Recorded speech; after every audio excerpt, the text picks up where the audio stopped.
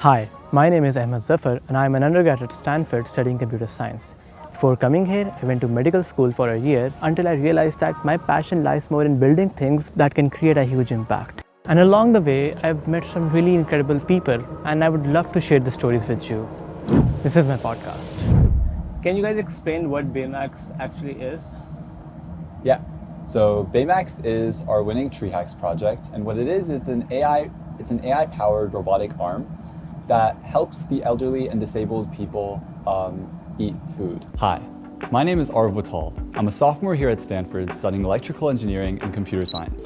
I'm really passionate about machine learning, AI hardware, and chip design, as well as robotics. And the core premise of Baymax during Treehacks was helping people that are differently abled to take medication. So using a pipeline of natural language processing, OpenCV, and inverse kinematics libraries, we're able to prompt Baymax as a user and tell it to pick up a specific medication, for example, and feed it to the user.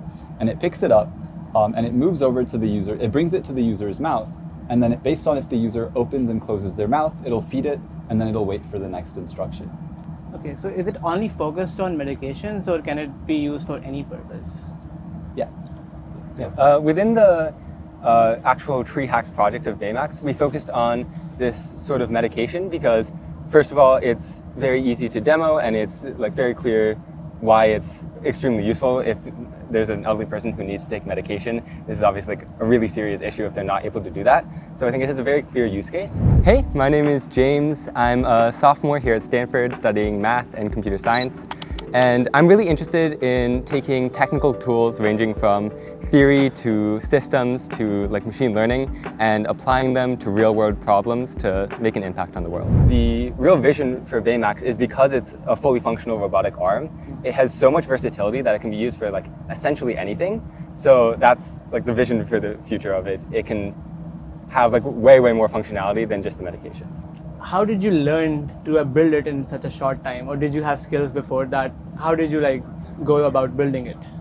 Yeah, I think before the hackathon, all of us had our own strengths in terms of natural language processing, research in kind of image recognition algorithms, things like that, and a lot of previous robotics experience. Hello, my name is Sai, and I'm a sophomore at Stanford studying math and computer science.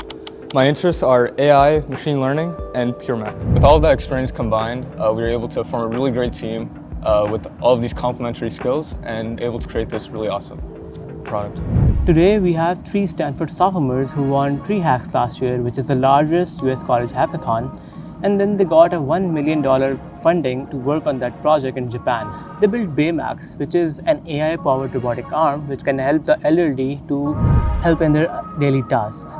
Let's learn more about that project from them.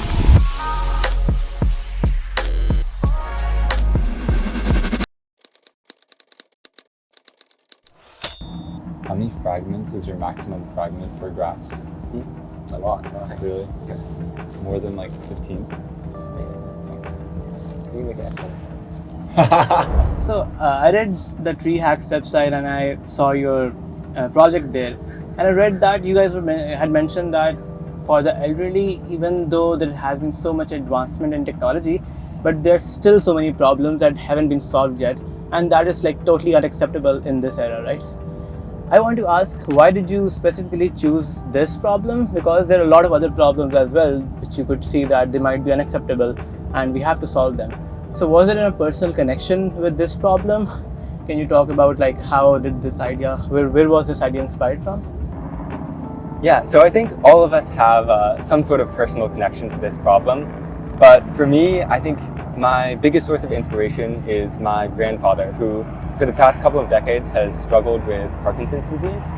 And this condition, there's no cure for it, and it only gets worse over time. So over the years, I've seen both his physical and mental condition slowly degrading, and it's had a really big impact on how I think about things and the problems that I think about, and has been really inspiring to me to try to find solutions to these sorts of things. Okay, so that's really quite interesting that you saw a problem firsthand and you wanted to solve it, and your actually solution was able to target a lot of problems that you might have faced. Do you think there would be any other specific problem that the arm could potentially solve for your grandfather specifically? I mean, for him, I think it could have a host of different use cases because what Parkinson's does is basically over time you lose motor control. So you start getting tremors, and then eventually you're just permanently wheelchair bound, and that's the state that my grandfather is in right now. So it's very difficult for him to like maneuver objects. So just like having some sort of arm that could respond to his natural language commands, I think would be incredibly useful in his daily life. Makes sense. All right, so let's move to the part where you guys went to Japan. Yeah. So tell me about it. Like, how did you win $1 million funding to work on the project? Am I correct? Yeah. So essentially, what the Japan? I assume you're talking about summer. Is that right? Yeah. Yeah. So, the Treehacks prize initially was a trip to Japan 2 weeks later during spring break, and when we were there, or in the time leading up to there, the company that we borrowed the robotic arm from at Treehacks, Reazon Holdings, offered us an internship during the summer at their company, and the way they described it was working on problems we find cool in Japan under $1 million budget. And essentially, when we went to Japan, we worked in a little bit of a larger team to basically solve problems in the elderly space under this budget. And that was how we spent our summer. Okay, so did you pivot from the Baymax idea, or was it the same robotic arm? Yeah, so actually, Sai, you wanted to answer? So over the summer internship, we actually split the project in kind of two main components. One group was focused on developing senior tech.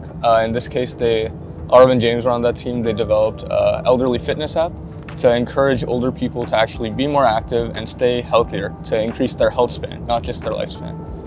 And the other team, which I was on, continued some of the elements of Baymax to create a teleoperated robot that could eventually be used in more nursing home environments and be more automated to take care of some of these Okay, so how was that different from your project Baymax? How was that? What things were added onto that?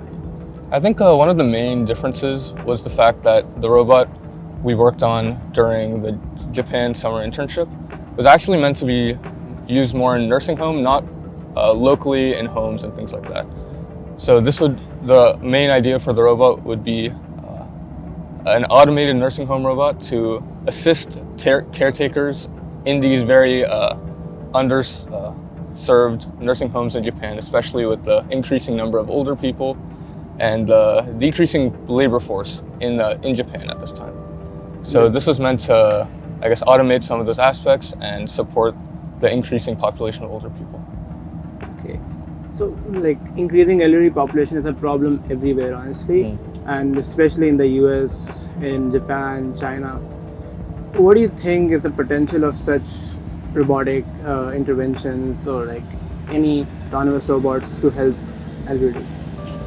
Yeah, I think the impact is very huge, and right now it's only the beginning of what's going to be a much larger problem in the future. If we look at Japan, its population chart is much more skewed than looking at countries like the US, for example, or even like Europe and etc. Just because Japan, at this point, 33% of the population is actually 65 and over. And that's a very huge kind of skew in terms of like the number of people who are able to support these older people and the number of older people who cannot really take care of themselves as easily. And there has to be some extra source of labor or some assistance required to support this increasing population of older people. And that's where these autonomous robots come in. Okay, makes sense. And you mentioned that you guys worked on the app. Can you explain a bit more of what exactly was that? Yeah, so the idea behind the app is that you have this rapidly growing elderly population, and in Japan especially, there's the insurance system works in an interesting way, where there's a lot of these senior care facilities that people can go to get physical therapy and like interact with other people and exercise, but it's based off of your like physical condition. So let's say you're like in one of these care homes and then you like get better marginally, then you get off that insurance plan and then you can't go to the place anymore. So one very common issue we realized through customer interviews and this sort of thing was that there were elderly people who, when they went to these care facilities, they would exercise and they would feel great, and they really cared about maintaining their mobility and doing these exercises. But when they were just stuck at home, they didn't have the motivation or really the knowledge or ability to stay in shape and keep doing these exercises to increase their health span, like Sai was talking about. So what we tried to make was sort of like an at-home assistant for elderly people to exercise. So it would create a custom workout for you and guide you through it and give you feedback on how you're doing and like any like form changes that you should do to make sure that people, no matter what their insurance level is, no matter what their access to these care facilities are, can have the benefits of exercising and have this increased longevity. Okay, so my question is, how did you align the incentives for the elderly to work out at home? Yeah, so that part of the project actually took a bit of market research. So we had a couple of colleagues on our team who had been living in Japan for the last 6 months and had been doing a lot of interviews with people at senior homes, mostly senior homes, but a lot of elderly Japanese people to find out more about the market. And when we got there, we kind of conducted interviews of our own and realized that a big problem within the elderly population was what James was describing, which is that people have all of these elderly people have fitness like resources or gyms, but none of them quite suit the need of doing the workouts in the comfort of their own home. And that's why that directly tied to how we decided to implement the app that we built. Because instead of just having an app that could run on a phone or a laptop, we figured what would be the easiest and most accessible for elderly people given this need. And so the way we implemented this is by implementing our app in a hardware device that could be plugged into a TV. And when it's plugged into a TV, it just automatically launches the program, gets right into it. And we had to specifically develop our app for a TV. So we created custom JavaScript keyboard elements. We made it voice controlled so they could speak into their remote, et cetera, so that we could really make it very feasible and usable for the elderly people. All right. So considering that it's such a huge problem and it's a growing market, are you guys interested in continuing this? Yeah, so I think that there's a few avenues by which I think we would be interested in this. So I think in terms of the individual project, I think that the development is still ongoing within the company. I think now that the summer has ended, it's a little bit up in the air who's going to be working on it. But I think I think it would be cool to like definitely keep working in this space. Whether or not it's this specific project, I think is kind of unclear. But the issue of like age tech and elderly care is really, really important to me, and I think it's definitely something that I'd be interested in pursuing in the future. Makes sense. So let's shift the gears a little bit, and would you guys elaborate on who exactly built what? Like what were your roles in the team? So I can start. So I was working on the natural language processing pipeline. So taking user input, converting it to pseudocode that we could feed into the robot, and then kind of deciding which color pill, which was what we were using for our example, the robot should pick up. I was working on a lot of the computer vision stuff. So we used a pipeline of 3 different computer vision models to get a mesh of the user's face. And what you can do with that is you can detect if their mouth is open and closed. So the arm was able to like track the user's face as they moved around and detect when they were like actually trying to like eat the pill and respond accordingly. And then towards the end, once we had all these like working components, I was also integrating them all together as well. On the team, I was mostly working on some of the inverse kinematics algorithms with the robotics aspect, especially including some of the key point positions and how they interact with each other. Okay. Was there anyone else in your team in the Treehacks project? Yeah, so there were a couple other people involved with our Treehacks project. First was Krish, who was working on the robotics and inverse kinematics aspects with Sai. There was Jay, who was working a little bit on the natural language processing, as well as doing a lot of the slides that we presented. He did a lot of that. And then there was also Anish, who 3D printed a couple things for our robot as well. All right. So did you guys form a team before like the hackathon started, or did you guys like just meet during those days and just randomly form a team? Like, I want to know, how did you guys were able to find teammates to participate in Treehacks? Yeah. Coming into Stanford, I had always been really excited about Treehacks because a couple of my high school friends had been telling me about it, and we were all going to Stanford together, and we knew it was like this huge hackathon that Stanford holds every year.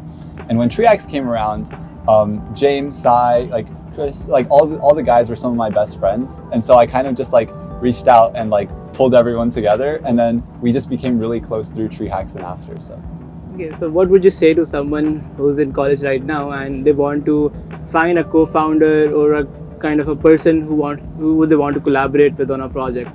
What should they have in mind to do? Like, should they look for a best friend? Should they look for skills, or what exactly? Well, I don't know how general of an answer this is, but for me, I think especially since I've gone to college, I've just found that like all of my like best friends and the people who I really like spending time with also just are like incredibly cool people with like really amazing skill sets and just are really passionate about what they love. So I think it just works out really nicely because these are the people who I most enjoy spending time with, and then also it just like works very well in terms of if we want to like build stuff together. Yeah, that's interesting to hear. But do you think that's a coincidence? Because a lot of people might not be, compatible with people who are similar to them in every way. So, some people might have friends who might not be interested in the project that they're building. So how would a person like that find a co-founder, something like that? I think there's two elements to this question. I think one of them is finding a co-founder for something like a startup, which is very high commitment. And I think the other is finding friends that you like to build with. Okay. I think building is something that if you just have friends with similar interests, who you just enjoy talking to, enjoy spending time with, it's usually you guys will oftentimes you'll have an idea and they'll be like, oh, like they'll find it interesting too. And you guys will just be like, oh, we can work on this together. It's almost a spontaneous process. I think with a startup, it can be very different because it's very high commitment.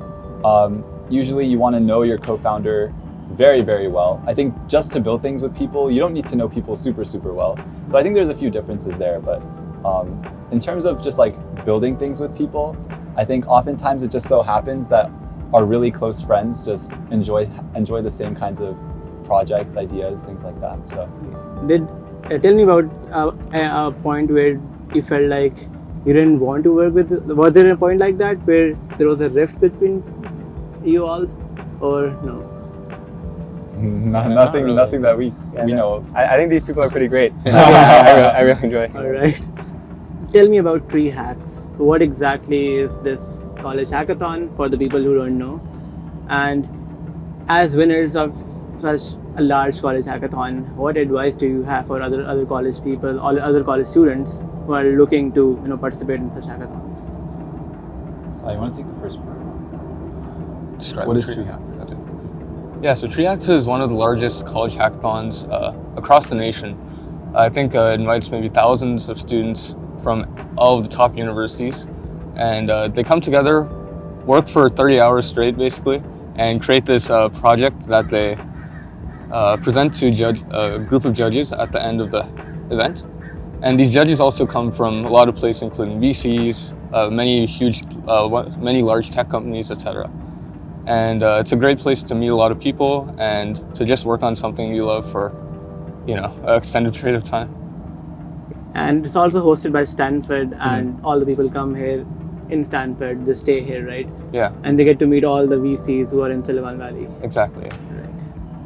I think in terms of advice for hackers that are looking to compete in hackathons, I think one thing that I guess all of us realized through Treehacks and beyond is you have to, of course, build something that you find really cool, but also think human, which in a sense means that you can build a really cool technical project, but you can also do things that bring it to life in a sense. And I think the coolest of projects, whether it's like making a UI look really, really nice with like animations and like gradients and things, or taking our robotic arm, for example, turning it alive by adding Baymax voice lines and things like that. I think there's an element of taking any project you build to the next level by incorporating that human aspect of it. And this was something that we had been talking about throughout the hackathon. This was something that we had been talking with our other teammate Krish about, who had contributions to that as well. And yeah, so I think that's something that is very important that helps distinguish a lot of projects. Okay, so following on that, do you think this human element would ever be replaced by AI in the future? Because most of the coding, looking at like Cursor or GitHub Copilot, a lot of it's going to be very optimized and replaced. So would AI ever be able to think, like have empathy like humans do? I think these are actually two separate domains. I think the element of a project, and especially winning a hackathon, involves humans judging your project. And I think when humans are judging your project, there are inherently things you can integrate into your project, these human elements that in a human, the judge's mind, just seem really cool and bring it to life. I think the Copilot or the Cursor thing is a separate but interesting issue where, sure, like AI agents and like AI tools will be used to automate and like be used in tandem with humans to do tasks faster. But I don't think that directly affects hackathon projects in themselves. But for example, what if people use more Cursor and more GitHub Copilot and such tools to build their projects?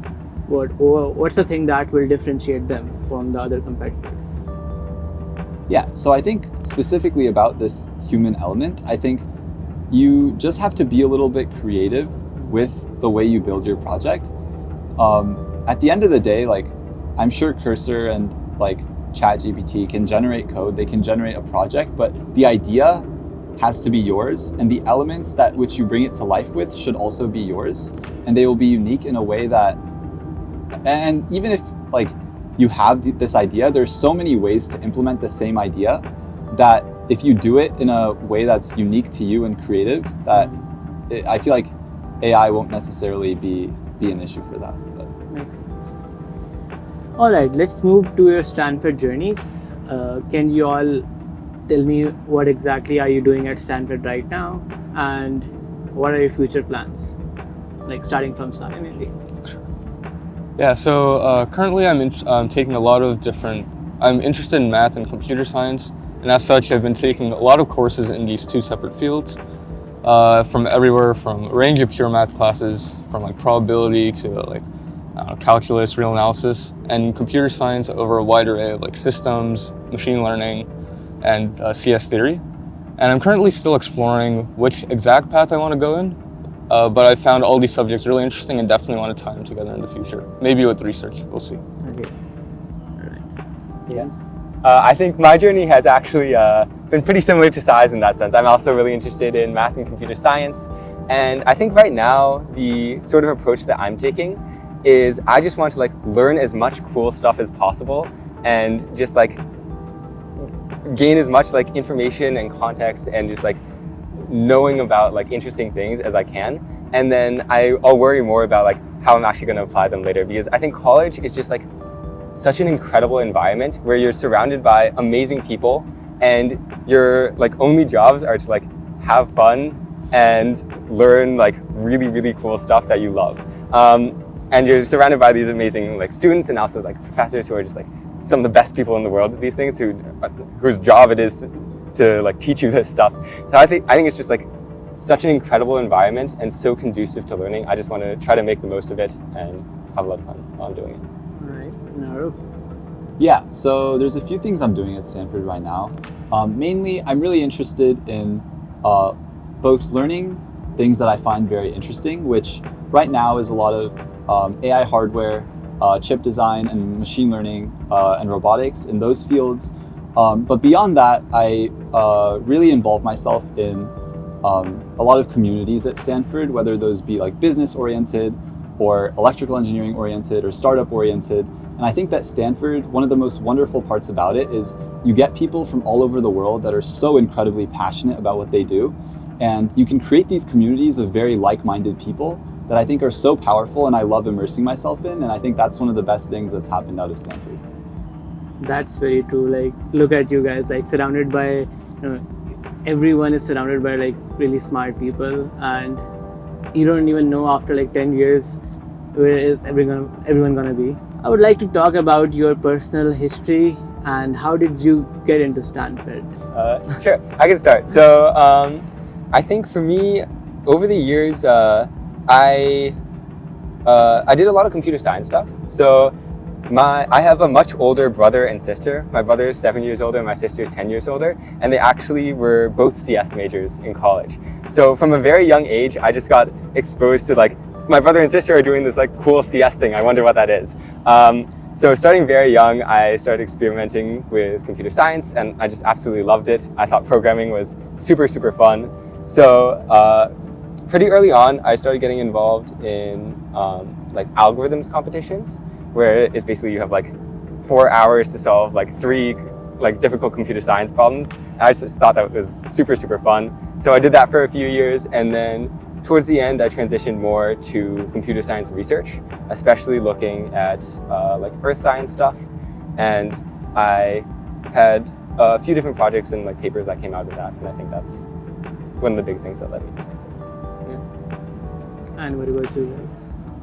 I think instead of starting off with computer science, I actually started off with math from an early age. It actually came from one of my elementary school teachers who saw that I enjoyed math and would often give me very difficult like math problems after class that I found very, very fun. And he was also the one who introduced me to early math competitions, which is what I ended up doing a lot of high school. Later on in high school though, I transitioned more into I guess higher level math and pure math, including like abstract algebra and number theory, which I did at some summer math camps. And I also transitioned to a little bit into CS at that time, doing a little bit of research then as well. And that was my journey up to that point. A lot of math. Yeah. Do you feel like maths is important to understand the world around you? Yeah, I guess looking back now, one of the biggest things I enjoy about math is just how there are such like simple but like beautiful, like intricate like theorems and algorithms that you can actually just form and that naturally like appear in the world around you. One of the coolest things is just like seeing the Fibonacci like sequence actually takes form in so many natural contexts. It's insane. And like many other applications like that I found very cool. Yeah. It's just all around you. I think there's a lot of maths majors at Stanford or at the top colleges aim for like the quant jobs. Are you looking towards that? I'm not too, I guess, like specifically looking at it. It's definitely an option that I'd maybe consider. Right now I'm just doing math and computer science just because I really enjoy them. All right. Big math fan. Yeah. I can see. What about you, Aarav? Yeah, so really what led me to, so I actually came into Stanford as CS before I switched to electrical engineering, and really where that CS journey started was towards the end of middle school. I got into app development. And I really liked the idea of being able to come up with something, come up with any idea and bring it to life through just like a few days of coding. And that drove me throughout high school. I spent all 4 years developing a few apps for my robotics team, releasing a couple on the App Store for climate change or for different things that I found interesting. That was an element of what I was interested in. And I think besides that, I just pursued things in high school that I just had a deep interest in and really followed them. One of those things was I did a couple of years of AI hardware research in high school, which I ended up presenting in Japan right before freshman year, so that was good fun. I think besides that, I pursued robotics a good bit in high school, so I did FRC robotics, which was a great time. I think FRC is such a good way to build community. It taught me a lot. But yeah, I think those were my main technical extracurriculars. What are your ending remarks or advice for college students or like maybe freshmen, sophomores or anyone who are studying maybe anywhere in the world or even in the US? I can start. Sure. I think one thing that really I am very glad that I did during high school, and I think James and Sai were definitely the same way, is like throughout high school, we just, instead of trying to do things towards college specifically, we really pursued what we loved. And I think when you really love something, it makes working on it feel like effortless. And like we've all had nights where we like start working on something at like 9 p.m. and then you look at the clock and it's 5 a.m. and you're still working, whether that's like developing algorithms, whether it's making an app, whether it's like solving an interesting math proof, whatever that is. I think we all just have a very deep passion for what we do. And so really just follow what you love and you get good at it and good things come out of it. And I think that's the best advice I can give. But yeah. Yeah, I think that's really good advice. I would add to it like a sense of community as well, because if you feel this way about a certain topic and you can find other people who have this same sort of passion, that for me has been one of the things that really makes college special, is being able to surround myself with people like Aarav and Sai who are like so passionate about like in the things that they find cool, that we can just like endlessly talk about them, and it just makes all of the like experiences so much better to have people to share them with.